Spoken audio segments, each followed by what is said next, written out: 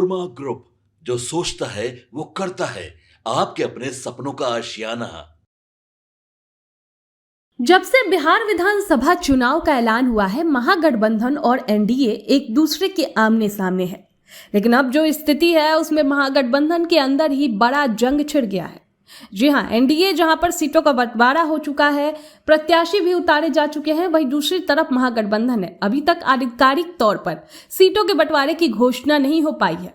और तो और 1 दर्जन से ज्यादा सीटें ऐसी है जहां महागठबंधन के बीच ही मुकाबला है और उसको ये लोग फ्रेंडली फाइट बता रहे हैं। जी हां, आपको पूरी जानकारी देते हैं। बिहार में महागठबंधन के घटक दलों के बीच सीट बंटवारे को लेकर सहमति न बन पाने के कारण कम से कम 12 विधानसभा सीटों पर टकराव के हालात बन गए हैं। गठबंधन के मुख्य दल राष्ट्रीय जनता दल के साथ कांग्रेस और भारतीय कम्युनिस्ट पार्टी के उम्मीदवार एक दूसरे के खिलाफ चुनाव मैदान में उतर आए हैं।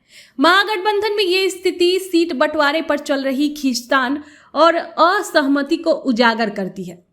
तो सबसे अधिक 6 सीटें ऐसी है जहां राजद और कांग्रेस के उम्मीदवार आमने सामने हैं। वो हम आपको बताते हैं। पहला है वैशाली, जहां पर राजद प्रत्याशी अजय कुशवाहा और कांग्रेस के संजीव कुमार आमने सामने। सिकंदरा में कांग्रेस प्रत्याशी विनोद चौधरी और राजद के उदय नारायण चौधरी आमने सामने। कहलगांव से कांग्रेस प्रत्याशी प्रवीण कुशवाहा और राजद प्रत्याशी रजनीश आनंद आमने सामने। चौथा है सुल्तानगंज सीट से कांग्रेस प्रत्याशी ललन यादव और राजद प्रत्याशी चंदन सिन्हा आमने सामने। पांचवा है नरकटियागंज सीट से कांग्रेस प्रत्याशी शाश्वत केदार पांडे और राजद प्रत्याशी दीपक यादव आमने सामने। वारसलीगंज में सीट से कांग्रेस प्रत्याशी मंटन सिंह और राजद प्रत्याशी अनीता देवी आमने सामने।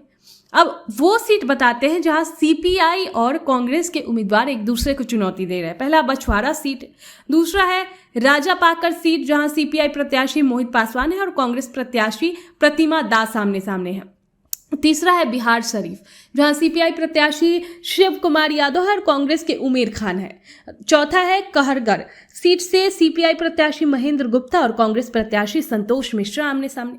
इसके अलावा आपको वीआईपी यानी विकासशील इंसान पार्टी और राजद के बीच भी 2 सीटों पर सीधा मुकाबला है। वो कौन कौन सीट है वो बताते हैं। पहला है चैनपुर सीट, जहां बाल गोविंद बिंद और राजद प्रत्याशी ब्रिजकिशोर बीना आमने सामने है। वहीं बाबू बरही सीट से वीआईपी के बिंद गुलाब यादव और राजद प्रत्याशी अरुण कुशवाहा की टक्कर है।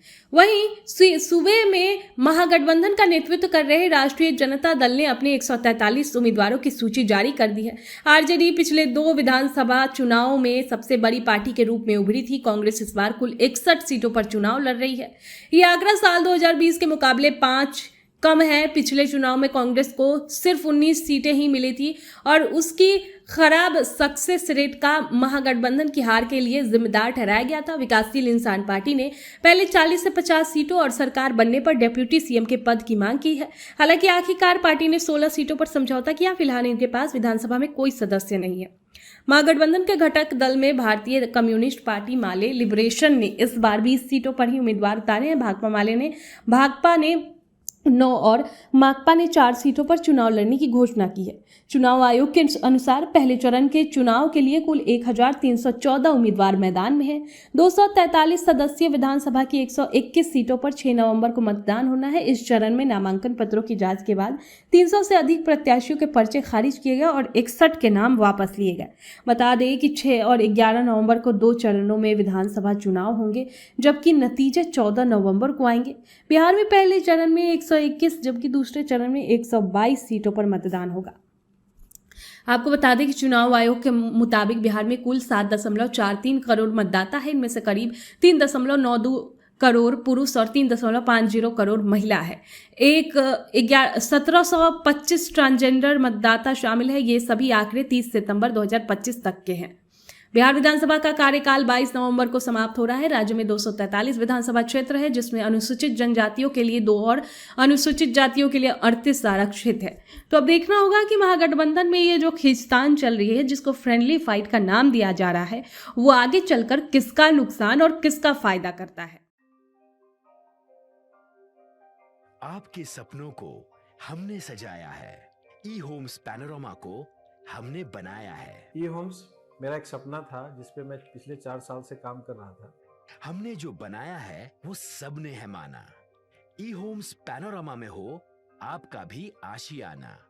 और फाइनली हमने 2021 में इस प्रोजेक्ट को लॉन्च किया। बहुत लोग अप्रिशिएट कर रहे हैं कि पूर्णिया जैसे शहर में, बिहार के, एक तो बिहार की बात करें उसमें भी पूर्णिया जैसे छोटे जगह में इस तरह का लाइफस्टाइल देना, ये सुन के हम लोगों को बहुत अच्छा लगता है। ई होम्स में हमने कुछ और भी किया है, जैसे हम जिस जगह में रह रहे हैं हमारे फैमिली सिक्योर हो, उनको सिक्योरिटी का ध्यान में रखा है। आपकी सुविधा और सुरक्षा आपके लिए खास है, ये आपका विश्वास है। इसमें आर्टिफिशियल इंटेलिजेंस का 7 लेयर सिक्योरिटी का हमने इस्तेमाल किया है। लस ग्रीन कैंपस को बनाया है। यदि हमारा बाउंड्री वाल है तो वो वर्टिकल गार्डन है। ये जितनी भी फैसिलिटी होता है एक इंटरनेशनल टाउनशिप में ई होम्स है, ये हम लोग विश्वास नहीं कर पा रहे हैं। जो भी हमारे मित्र दोस्त या जो भी हमारे बाहर के बाहर आते हैं तो हम लोगों को बहुत अच्छा सुनने को मिलता है और बहुत अच्छा क्रेडिट मिल रहा है। वो सारा हमने सिर्फ एक बिल्डिंग नहीं बनाया, हमें एक बहुत अच्छा लाइफस्टाइल दिया ई होम्स में, और मेरा एक सपना था जिसको मैं आज फुलफिल होते हुए देख पा रहा हूँ। ये आपका आवास है। ई होम्स पैनोरामा में अब आपका निवास है। E homes Panorama, luxurious lifestyle redefined. Panorama group, जो सोचता है वो करता है। अगर ये वीडियो पसंद आई और वह बिहार के राजनीति और बिहारियत से सरोकार रखेनी तो सब्सक्राइब बटन दबा के चैनल के सब्सक्राइब कर ली। ओजे एगो घंटी बा, ओकरा बटन दबा देला से कुल सटीक और मारक खबर रुआ मुफ्त में मिल जाई। अगर रुआ पत्रकारिता के हमनी के नया प्रयोग में सहयोग कर चाहतानी तो ज्वाइन बटन दबा दी। पेटीएम नंबर नोट कर ली 9386816700।